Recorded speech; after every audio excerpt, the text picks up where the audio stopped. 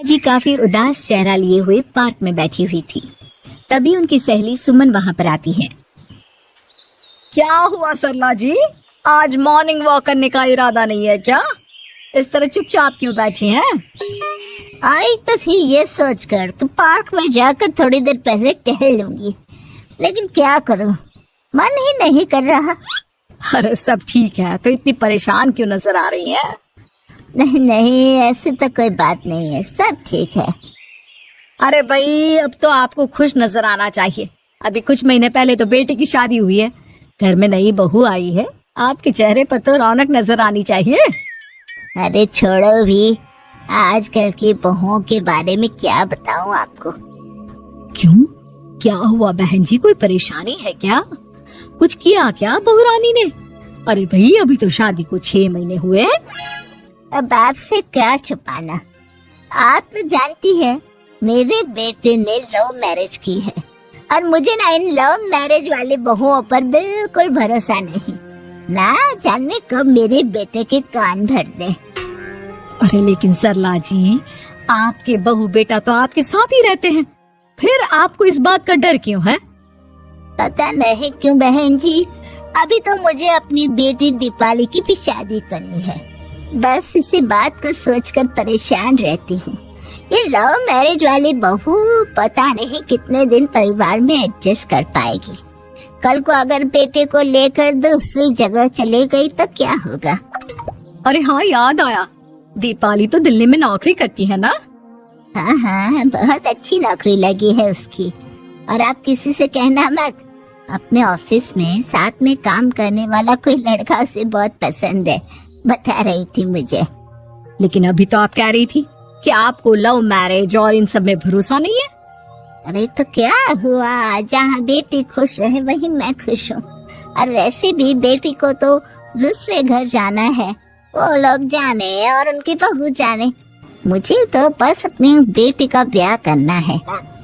अच्छा अच्छा, ठीक है ठीक है, जैसी आपकी मर्जी। लेकिन मुझे लगता है कि आप अपनी बहू के लिए कुछ ज्यादा ही सोच रही हैं। क्या पता वो वैसी ना हो जैसी आप समझ रही हो।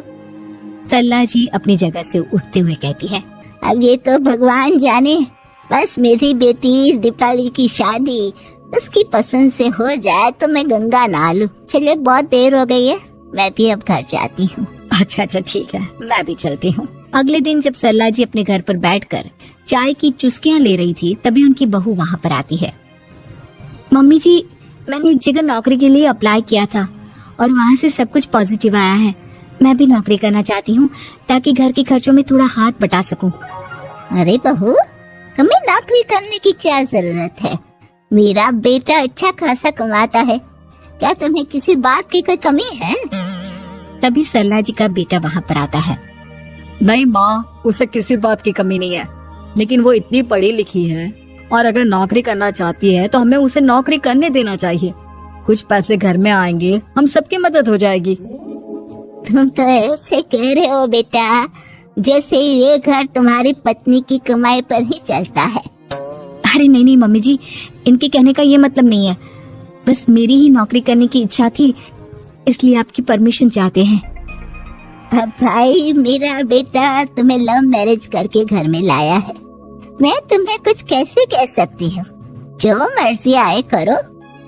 सरला जी का बेटा और बहू वहाँ से चले जाते हैं। अब उनकी बहू नौकरी करना शुरू कर देती है। कुछ ही दिन बाद सरला जी की बेटी दिल्ली से अपने घर आती है और अपनी माँ से कहती है, माँ, मैंने आपको बताया था ना, मुझे अपने ऑफिस में साथ काम करने वाले एक लड़के से बहुत प्यार है, मैं उससे शादी करना चाहती हूँ माँ। हाँ हाँ, तो मैंने कब मना किया? अगर तुम उसे पसंद करती हो तो उसके घर वालों को कहो, हम आपस में बात करके तुम्हारी शादी तय कर देते हैं।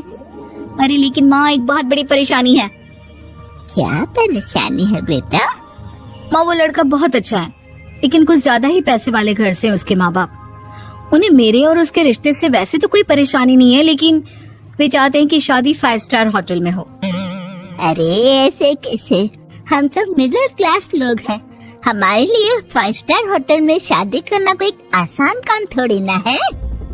लेकिन माँ, मैं क्या करूँ?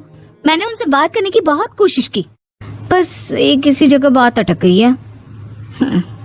साफ साफ कह दो बेटा, शादी करनी है तो ठीक है, लेकिन ये 5 स्टार में शादी करने वाली शर्ट मैं नहीं मान सकती।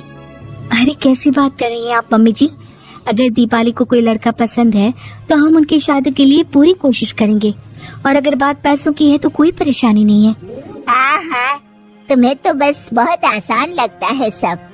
जिस तरह तुमने मेरे बेटे से इतनी आसानी से शादी कर ली, सारे काम उतने आसानी से नहीं होते। समझ में आया? हर काम करने में पैसे लगते हैं। लेकिन माँ, मैं उस लड़की को बहुत पसंद करती हूँ। सही बात है बेटा, लेकिन तुम उस लड़के से साफ साफ कह दो, अगर उसे तुमसे शादी करनी है तो अपने घर वालों को मनाए। अगर नहीं मना सकता तो तुम दोनों अपनी गृहस्थी अलग से कहीं सेट कर लो। कोई जरूरत नहीं है अपने माँ बाप के साथ रहने की। मम्मी जी, ये आप क्या कह रही हैं? मैं भी तो आपकी बेटी के साथ लव मैरिज करके आई हूँ। अगर मैंने भी ऐसा ही किया होता तो? अब तो मुझे उल्टा जवाब देने लगी। देखो बहू, मैं तुम्हारी सास हूँ, मुझसे ठीक से बात करो। लेकिन माँ, भाभी ठीक तो कह रही हैं। हाँ, अगर बात शादी के खर्च की है तो मैं उस लड़के से कुछ कह सकती हूँ, लेकिन उससे अपने घर वालों से अलग होने के लिए कहना, ये सही होगा क्या? आप तो समझिए माँ। और वैसे भी मम्मी जी, मैंने कुछ महीने पहले जॉब करना शुरू कर दिया था और अपनी पूरी सैलरी बचा कर रखी है। आप चिंता मत कीजिए, मैं दीपाली की शादी में कोई कमी नहीं होने दूंगी। तुम अपनी सारी तनख्वाह मुझे मेरी बेटी की शादी का खर्च करने के लिए दे दोगी? हाँ माँ, मैंने भाभी को पहले ही सब कुछ बता दिया था और वो इस बारे में सब कुछ जानती थी, इसीलिए उन्होंने पहले ही नौकरी करनी शुरू कर दी ताकि मेरी शादी धूमधाम से हो सके। तभी सरला जी का बेटा वहाँ पर आता है।